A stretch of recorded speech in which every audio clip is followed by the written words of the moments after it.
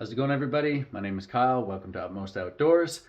Just wanted to give you a quick update on the build progress of this Highbanker. Chris and myself have been probably in here 10 hours a day for the last week.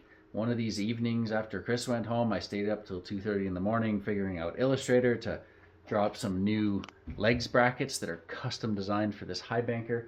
This sort of angled out a little bit so that everything slots together really nice, and I needed the leg to match the Highbanker, so the leg's at the right angle. That's actually what I'm working on right now. I'll just give you a quick tour here. Here's all of the legs themselves, and then I've been cutting all these circles with this poor guy right here. I've got plenty of batteries for him, but even swapping batteries, just the drill itself will actually overheat after a while, so I'll take one battery gets me 12 holes drilled, and then between swapping batteries I just try to cool the tool down a little bit. Don't want to hurt the old rigid Gen 5X there. Highbanker's looking solid.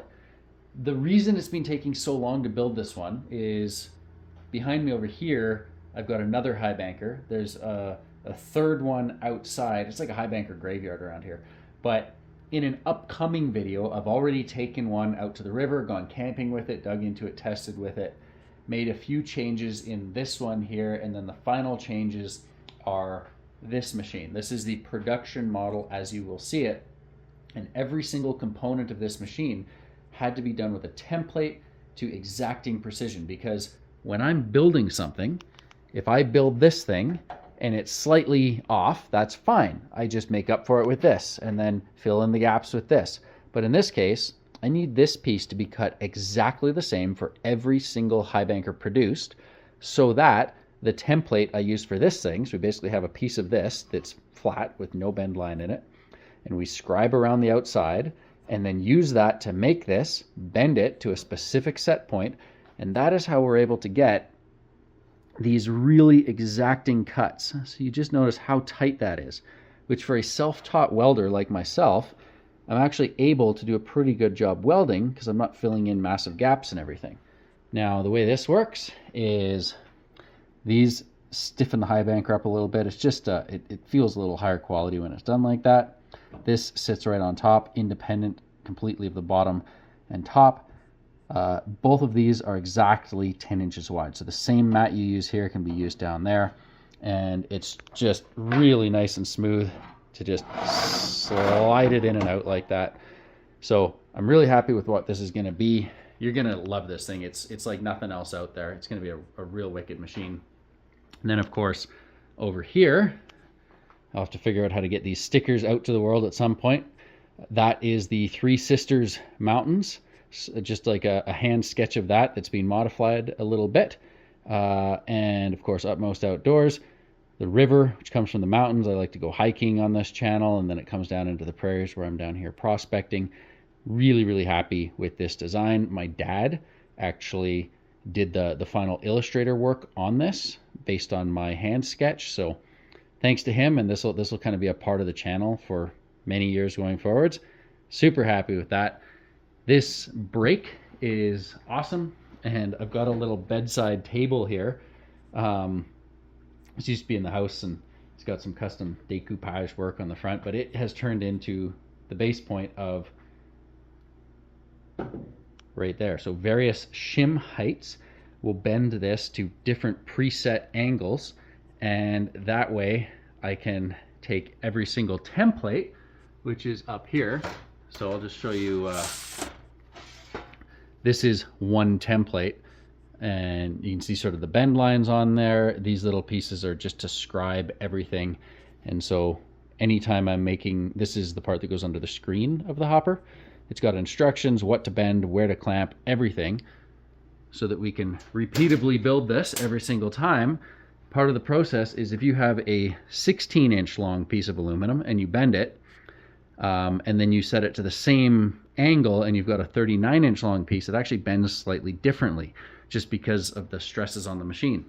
So there's been a lot of trial and error and wasted parts and pieces to try to get this absolutely perfected at the end of the day. But you know, you got to do what you got to do, and it's been a process, but we're on to something really good. So hopefully, I can get this actually filmed. It's really challenging when you have such a huge amount of work that you've done. You start forgetting, what did I talk about, what's being filmed, what's being said already, and I almost just want to scrap every single piece of film of this build so far and just show you the final build once everything's been done, of taking the templates, putting together the final sluice, just because it's a little overwhelming when you have that much footage. And that's why you could call this a filler video. I just don't have any other video to put out, and I can't risk spending time editing YouTube videos right now, despite the fact that I haven't missed a Thursday upload for close to a year now. It's much more important that I get all of this stuff done before my flight. So that's why I'm just giving you a quick tour of everything right now. Let's see what else we can talk about here. Well, of course, let's talk about it over a quick beverage. The old Corona Sun Brew, since it is a work night. Every night's a work night for about the next 3 weeks, 2 weeks, I don't know, whatever. Cheers. Love that. A very high fidelity near beer.